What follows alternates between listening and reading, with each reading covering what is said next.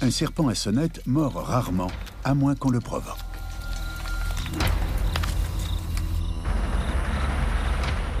Pour chasser, il peut attendre patiemment ses proies ou les débusquer dans des trous.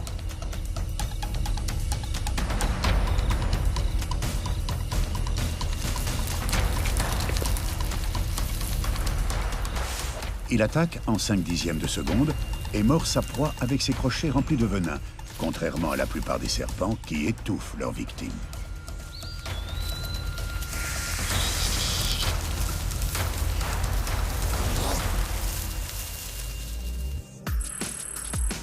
Le serpent à sonnette inocule son venin à l'aide de crochets percés de canaux reliés à des glandes situées au-dessus de la mâchoire supérieure, à l'arrière de la tête.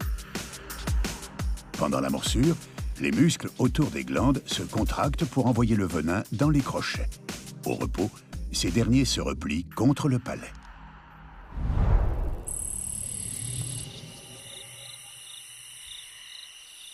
Crochets et venins sont opérationnels dès la naissance, et la plupart des serpents à sonnette peuvent même contrôler la quantité de poison qu'ils injectent.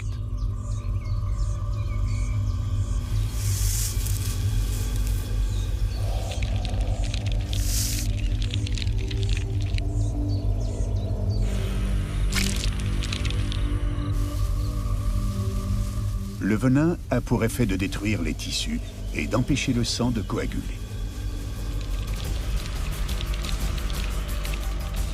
Une morsure de crotale peut causer une grave paralysie.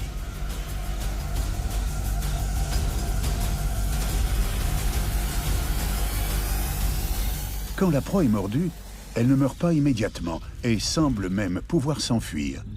Mais le venin ne tarde pas à agir. Grâce à son odorat, le reptile peut traquer sa proie jusqu'à ce qu'elle meure.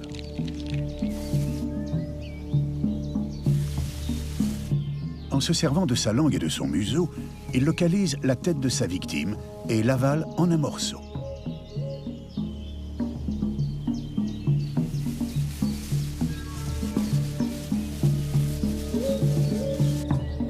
Les puissants sucs digestifs de son estomac réduisent en bouillie la chair, les os, les plumes et tout le reste. Si la proie engloutie est de petite taille, le serpent continue à chasser. Si elle est suffisamment grosse, il trouve un endroit chaud et sûr pour se reposer pendant qu'il digère, avant de repartir à la chasse.